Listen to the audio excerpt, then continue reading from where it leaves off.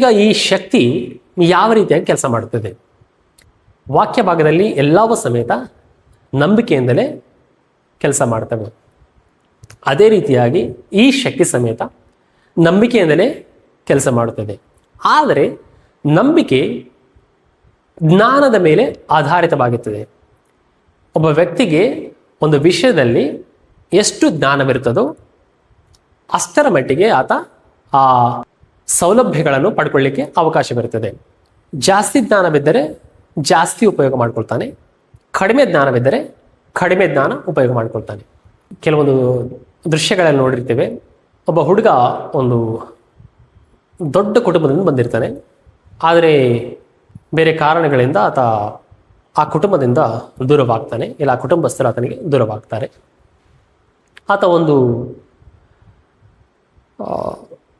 Relative ಹತ್ರ ಬೆಳೆದಿರ್ತಾನೆ. ಅಲ್ಲಿ ಆತ ಒಂದು ದಾಸನಂತೆ ಜೀವನ ನಡೆಸ್ತಾ ಇರ್ತಾನೆ. ಯಾಕಂದರೆ ಆತನಿಗೆ ತಾನು ಆ ಎಸ್ಟೇಟ್ಗೆ ವಾರಸನಂತೇಳಿ ಒಂದು ಅರಿವಿರಲ್ಲ.